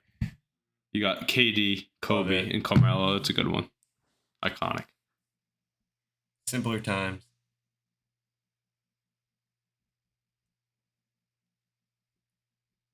I got one more point here out of the NBA. Steph Curry has been named the Kareem Abdul-Jabbar Social Justice Champion Award winner. The NBA announced the award is given to the player who best embodies Abdul-Jabbar's message of civil rights, black empowerment, and racial equality. So great accomplishment for him there. Has he won any of them before? Any idea? No, I think that was his Never heard first of one. this. They said Carmelo had one. I don't Right. think the award's too old, but Curry, he's a great community guy. Donates so much of his time and money. His wife as well, so not surprising to hear that. It's 2-1 now. I know. I didn't even see. Keep picking my head up to a different score. Bob was on his back, and Carolina found it under him. put it in Stats, and the he net. got it. Yeah. Alrighty, let's shift our focus to the NFL. Las Vegas Raiders owner Mark Davis told ESPN on Monday he has come to an agreement with future Hall of Famer quarterback Tom Brady to join the organization's ownership group pending the NFL's approval. I haven't read anything that said the NFL has any reason to deny this request, but Tom Brady is now going to be a minority owner of the Las Vegas Raiders. I think we might have saw this coming. You guys have any comments on this? I think, yeah, this was. I mean, I figured Brady was going to get involved at some point with the ownership. We heard all the rumblings with what he was trying to do with the Dolphins at some point and be part owner and play for the team. And obviously now he's going out to Vegas with the Raiders. So, minority owner, I don't think he's going to be anything crazy, but it's Tom Brady, so he's definitely going to have a say in things. I mean, it's kind of funny that he kind of owns Jimmy Garoppolo now. So when Jimmy G goes I down with didn't a even season think of that. when he goes down with a season-ending injury in Week 9, when they're like 8-1, because Jimmy G's a GOAT, as we all know, Tom Brady will just probably strap him up. Jarrett Stidham, go hold the clipboard one more time for me, and lead Josh McDaniels and boys to the playoffs. No, I'm just kidding. But, That's crazy, actually. That whole QB room he's had in New England. yeah, think about the whole staff. I mean, they have 23 guys that were under the Belichick regime, both coaching and playing. At least, I mean, they have Brandon Bolden, and they have the guys on Logan Ryan maybe, and Jarrett Stidham. Like, the list goes on. There's just a few guys that left this year to go play for him, I'm pretty sure. Yeah. What's his name? That's Jacoby weird. Myers. Yeah, that's crazy. I mean, McDaniel's trying to recreate the Patriot way, but Brady dipping his toe in Vegas, he's going to be on the scene even more. Maybe he'll start dating like Kim Kardashian or something. Good thing he's done playing sports. Yeah, he's a dog. I mean, how do you hate that guy? You guys like him now? You probably liked him ever since he went to Tampa Bay, right? I always respected him, obviously, as a player, but whenever he was beating up on my Steelers, it's hard to like him. And obviously I used all those cheating scandals to my advantage to, downplay his success. But you can't argue fucking 7 rings. And yeah, when he went to Tampa Bay and he's in the NFC, he's just, you know what I mean? Like, when he escaped Belichick, you can actually see his personality come to life. And exactly. He's actually a pretty That's cool when guy. he like opened up and like you could actually see the kind of person that he was. I mean, he was always out there, but like nowhere to the extent that he was in Tampa. And the video of him like hammered, throwing the fucking Super Bowl trophy from the boat, like that's one of the most I got that legendary t-shirt. pictures of all time. Yeah, I have that T-shirt. It's iconic. That's Getting carried off the boat by like Blaine Gabbert. yeah. and The dude's Josh like, Rosen. the dude's like, get your ass over here. If you weren't fucking Tom Brady, then You're worth way too much money to be like this in public. yeah, like you need to calm the fuck down. We need to get you in a room where no one's gonna take pictures or fucking videos of you. How many times are we going to see Brady sitting in the VIP boxes with Goodell, and they're going to flash to that on like a night game? Every Yeah. game. Yeah, honestly, every game he's there, you'll see him on TV. Every game he's there. Easily. Especially if they host the Patriots. Absolutely, he'll probably be on the field. Even though he'll be in Gillette for week 1, he won't be in Allegiant. Why? Is that his jersey retirement? That's the Brady. It's like the huge deal. The Brady coming home game, like the cheapest ticket in the balcony is like $12.50. Week 1 against the Eagles. Oh, he's gonna come and Craziness. watch you guys get your ass spanked. That's what you'd think. Remember when he was supposed to come spank them at home and he almost lost? Remember he almost lost to Nick I know, Folk? fucking with you. It's the NFL. Any given Sunday. I know what you mean. Oh, dude, I can't wait for NFL. I can't wait to bet that. Mackie is I mean, I like your Steelers. Not your Steelers, your Cowboys too. I like watching the Cowboys. A lot of people hate on them. I like to hate on them because they do it to themselves. But that's a fun team. I mean, they're a fun team to watch, definitely. But it's funny to watch them. Well, if I wasn't a Cowboys fan, it would definitely be so funny to watch them just fall apart every single year. I hate the rest of that division you're in, though. I honestly do. Like, those teams are so ugly. Like, the way they style their play, their fan bases hate those teams. Eagles, Giants. I mean, Commanders isn't really even a team. They don't really even have a fan base. Yeah. What did Huff send today? They're the pigs or something? No, that's their mascot. What is his name? Major Tuddy or something like that. That their mascot's actually way cooler than their whole team. Yeah. That team's a joke. And then the Giants and the Eagles, so ugly. Like, at least the Cowboys are kind of steez, but just a bunch of heartbreakers. Sam Howell looking on the up and up for the Commanders. Oh, while we're on the Cowboys, though, do you guys see that thing I sent? It was reminiscent of Cowboys fans, but Mac, you're not a Stars fan, but you saw Dak Prescott with that Stars clip, like, it's fourth and very long for the Dallas Stars. Wait, no, I didn't see that. What'd you put it in? Instagram chat. It was Dak Prescott. Yeah, I was gonna say it was a picture of Dak wearing a green hat that just said Dallas. And he was at the Stars game, and it goes, and it was the picture of the 3-0 series lead for Vegas, and it goes, it is now 4th and long for Dallas, and it's a picture of Dak's Fourth face. and very long. Yeah, like, 4th and very long. Reminiscing on their failed play with Ezekiel at center. With Zeke at center, yeah. I don't know who called that one. Maybe the guy that's still fucking in office because Jerry Jones doesn't know how to pick a coach. But yeah, we'll have another disappointing season this year. I'm pretty excited for it.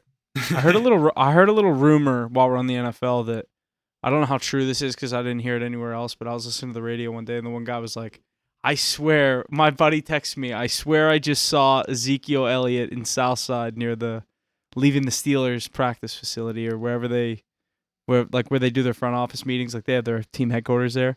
I was like, "There's no way the Steelers are bringing in Ezekiel Elliott to play behind Najee Harris." It was probably Eddie Lacy. I don't think he'd be behind Najee. Yeah, he would. Ezekiel Elliott's great. He would be behind Najee Harris for sure, though. But he's gonna go somewhere else where he can be the bell cow. I'm awaiting that. I mean, maybe it takes an injury or something, mid-season signing. But I bet you he gets onto a good spot too before the season kicks off. Imagine him go to the Giants and play behind Saquon. I don't think he's doing that. He's not playing behind anybody. I think that's the move at his career and at this point of his career. No, he could be a 1-2 punch with somebody, but I think he's gonna go to a team where he can be that guy, like the Rams or something like that. What isn't Kenneth Walker hurt now going into for the Seahawks too? Interesting team. Replace beast mode. Yeah.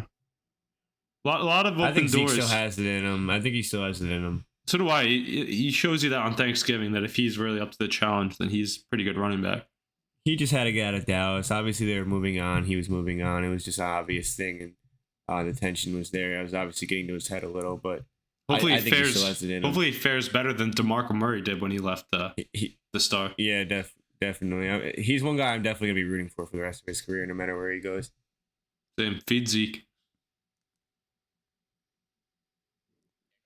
I got some more points here out of the NFL. Austin Eckler is staying with the Los Angeles Chargers as he agrees to an extra $1.75 million in incentives. So the Chargers keeping a piece of their core. Good stuff there out of LA. And the last point I have here, the NFL has announced that the next Super Bowl. Oh, what number is that? I don't know. It's in 2026. The Super Bowl in 2020.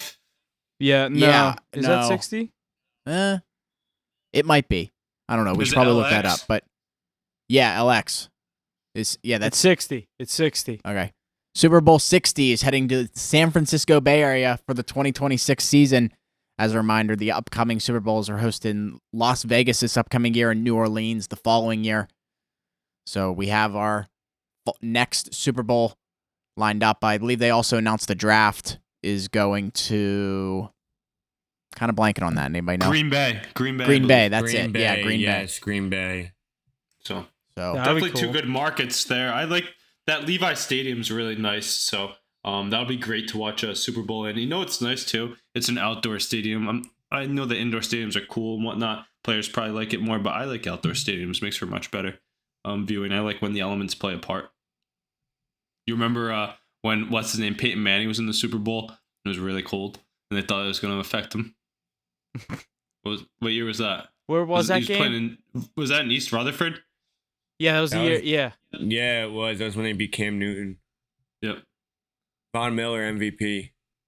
Yeah. So I like when they're outdoors like that. But obviously, this upcoming one in Allegiant Stadium will be crazy.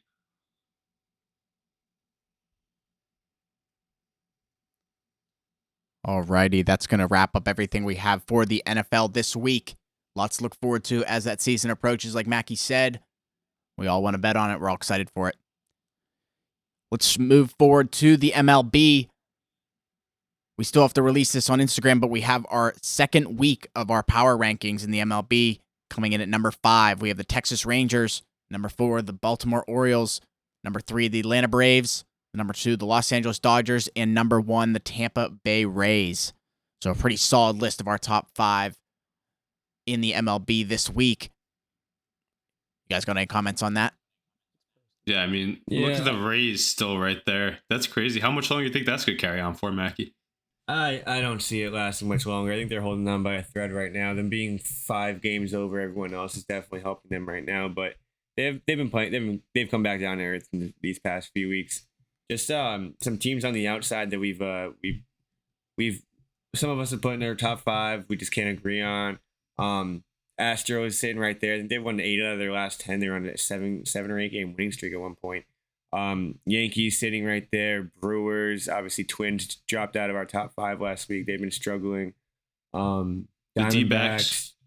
Just some teams playing good baseball. Teams that we're keeping an eye on outside of this top 5. But yeah, these teams are just rolling right now. So pretty self-explanatory top 5 in my opinion. Yeah, you kind of mentioned some of those teams there.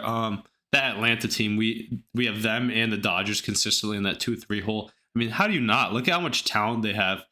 Rays playing the best record in the best division in baseball, so can't argue much there. Orioles fans rejoice, we got you in there. I mean, that young core is coming together a lot faster than everybody thought. Adley Rutschman, spark plug, best catcher in the league.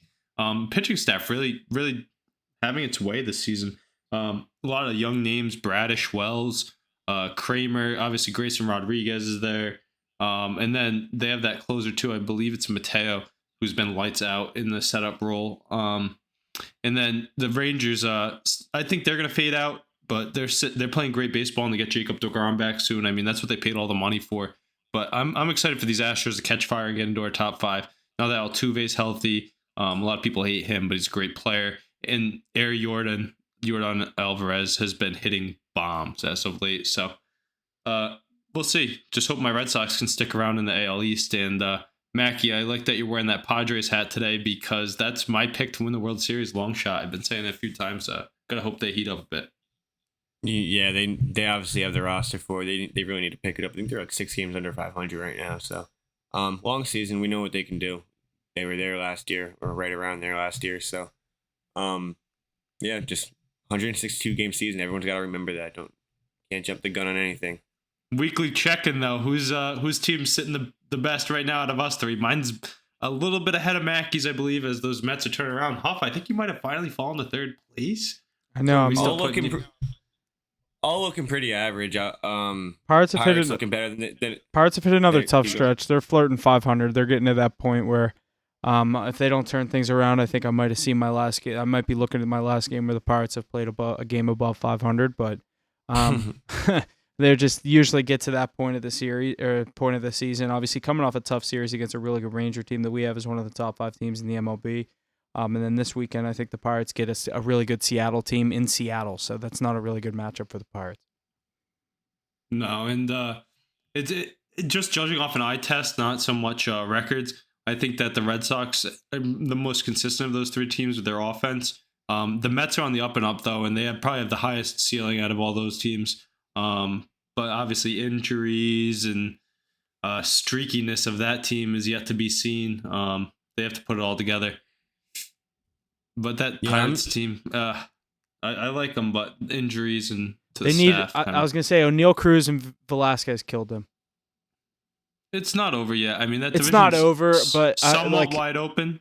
Yeah, I mean it's a long season, but when I said your best, most consistent pitcher goes down, and obviously he's not anymore. Keller's in the conversation for a Cy Young award, and he's having a hell of a fucking career or a hell of a season. That's what I've been waiting on throughout his whole career. But I don't know. I think O'Neal Cruz would be a huge part in this lineup right now. But I don't know. It's hoping to get him back at some point throughout the season. I think they said All-Star break-ish around then. I'm not really sure on that, so don't quote me on that. But I think he would make a big addition in Velasquez because the pitching rotation just hasn't gotten it done. And Bednar closing the door, he's been there, but we got to be able to get to him and use him in situations where he can pick up saves. So sitting at 25 and 24, I know it's not the most confident I've been in the Pirates all season, but they've definitely hit a stretch where they have some good teams. They just lost to, and they have a couple series coming up against also really good teams. Yeah, overall, Pirates having a better season than expected, I think, coming from Pirates fans. Red Sox probably having a better season than expected, but Ace never doubts them. Mets not looking the best. Obviously, I had more expectations for this team, but I'm not worried about this team really at all. I think they'll get over the hump, at least get into a wild card spot. Going to be really tough to win that division, obviously, with top 2, top 3 team in the league in front of them, the Atlanta Braves. So Mets just need to get into that wild card spot, and they can do their damage. They've probably the best 1-2 punch for that wild card to pitch with Scherzer and Verlander. So wouldn't be really worried to play in a wild card, but yeah, they definitely got to pick it up. $400 million payroll, and you're 3 games over 500. Got to figure it out. You want to know what a lot of people are going to be looking at in terms of that NL East, Mac? Yeah, I think that Mets team is really good too. I'm a fan of those 2 older pitchers, but I don't like how the new rules are kind of affecting them. The Phillies are a team that you got to look at too, who have been underperforming, and this is a question for a lot of baseball fans to think about. Who do you think is going to come out ahead down the stretch? That Phillies team that was just in the World Series, or these Mets that have spent a lot on the payroll? Because we know that the Braves are going to be there. They consistently have been doing it. They're such a good team. Consensus one of the best teams in baseball. But you got to think with the Dodgers and the D-backs playing good ball, and you have those Padres too, who are star-studded. I mean, it's going to be tough to get into one of these wild card spots, and those Mets are going to have to eke out the reigning NL champs.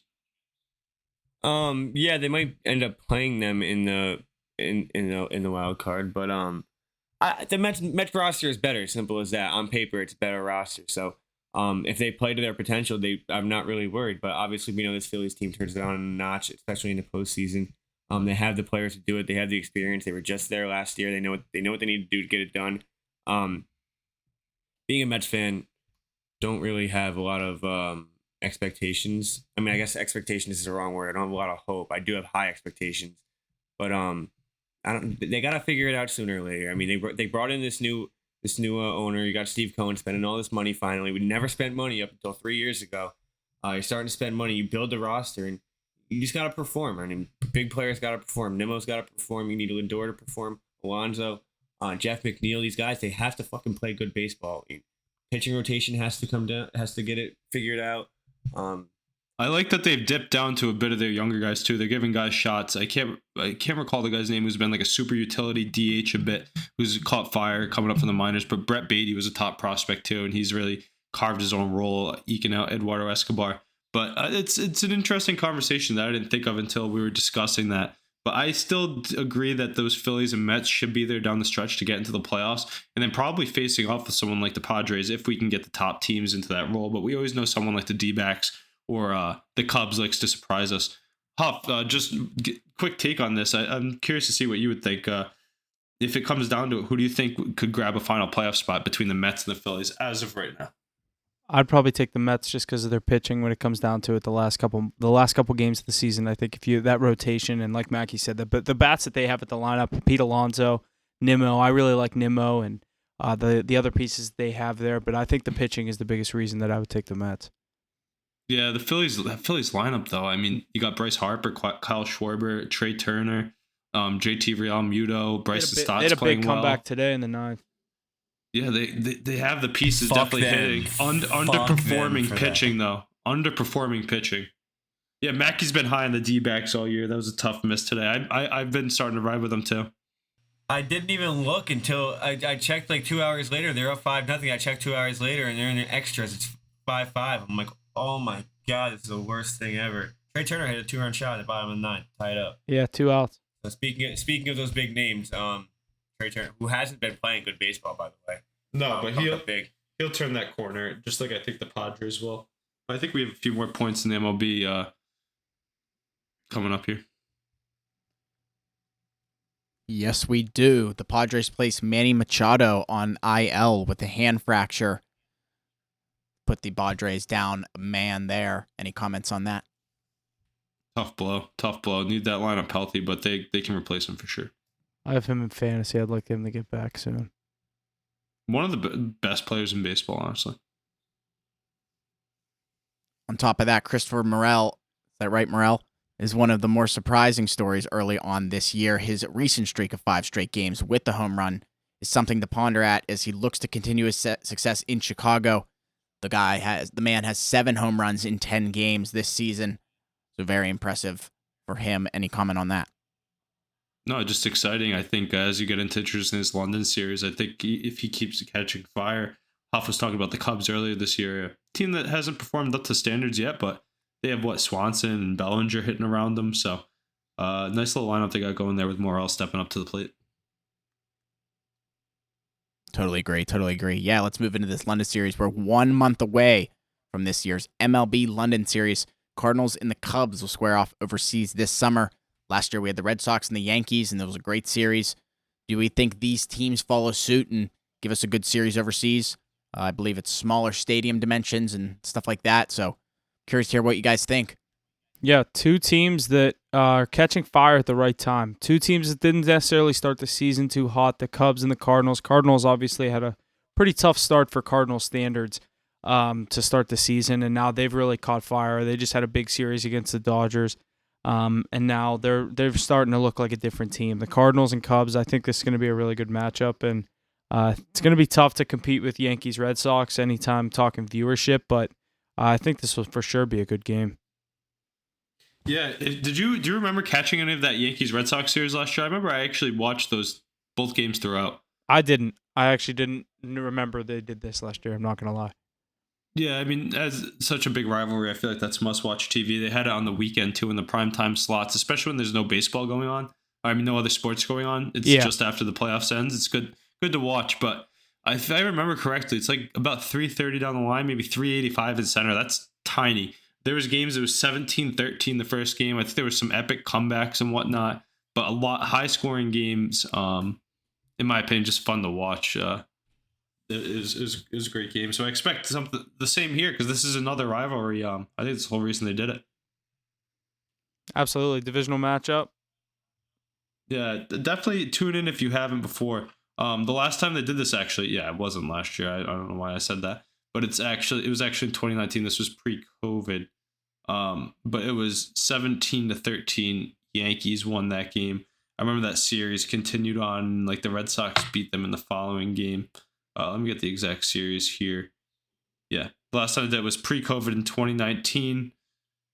Sox, Yankees, and the series summary. Let's see. The Yankees won 17-13 and then 12-8. So the Red Sox actually lost both, but it was entertaining nonetheless. Mac had a little smirk whenever you said the Red Sox lost both. 20 runs and 30 runs, so 50 runs in 2 games though. Yeah, that's crazy. That's How small is the absurd. field? I think I was just reading it. 385 in center, 330 in the corners. It's actually a Little League field that they play on. Venue. It's at it's where they had the 2012 Summer Olympics at London Stadium. 385. Yeah, 330, 385. That's so small. How many home runs? I bet you all the balls are juiced too. Yeah, right. Let's see. Like those Patriots balls. No, those ones are opposite of juiced. Oh yeah, they were deflated. They were deflated from Gronk spiking it so many times when they beat the Colts by like 50 in the conference championship. TB12. Let's see. 31 were scored. Yeah, 30. That was the second most runs ever in a game in MLB history. What was one? That Mexico series this year? No, 31. It was a 20-11 win by the Yankees in 09. Was that when they won the World Series? Yeah, so that's just vintage. I mean, 2011, that's weird. But the home runs in that game, so the first one, Mackie, there was 6 home runs. In the second one, there was 4. Huh. Not even that many. No. So just a lot of hits. But still, the small stadium, I mean, 10 home runs in 2 games, that's pretty good. Yeah, I mean, But I think this that will definitely Cardinals be a good team's- matchup for sure. The Cardinals team started. I mean, Nolan Gorman, that guy's insane ever since he's burst onto the scene. We'll get Tommy to see Edman. guys like, we get to see guys like Wainwright pitching and Stroman, probably Italian, maybe Arenado. Yep, Paul Goldschmidt. A lot of big names in the series. Hopefully, what's his name? Jordan Walker's back up for this one. Yeah. That's about all I got. Alrighty, I think that's going to wrap up everything we have for this week, episode 39. We're on it. We're ready. The conference finals for the NHL and the NBA are cleaning up. We're ready for the Stanley Cup finals. We're ready for our DraftKings prize pool, so lots to look forward to in the next couple days. That's all I got, boys. What do you got? Yeah, for sure. Looking to cash this future in with Vegas Golden Knights to the Stanley Cup final. Other than that, make sure you're following along on all the social medias for all the plays week in and week out. Every night, we got, like Mackie and Jesse and we all said, conference finals picks, NHL and NBA. I know the Nuggets series is wrapped up, but Celtics and Heat tomorrow night. Going to be looking to get a couple plays out for you guys throughout the weekend in the MLB as well. So stay tuned. Make sure you're following, subscribe, comment, leave a rating, review, whatever you can do. It really goes a long way. Other than that, thanks for listening, and we'll see you guys next week. Couldn't have said it better myself. Yeah, you're not wrong. Celtics, let's go. Win tomorrow night. Stay alive. Got to put the city of Boston on your back as the Bruins let us down. Be ready to go for this DraftKings coming out next week for the Stanley Cup. Hopefully we can get 2 sweeps here in the NHL so we can get rolling on that and get it out to you guys. Looking forward to it. And we'll keep killing on the cards per usual. Tune in. And that's going to do it for us on this episode of Hit the Books. Thank you to everyone who tunes in each and every week. Without you, we wouldn't be able to do what we do here. So please like, share, and subscribe wherever you can. And don't forget to check us out on Facebook, Instagram, and Twitter for our plays each and every night in the NHL, NFL, MLB, NBA, college basketball, and college football. Thank you again, and see you next week.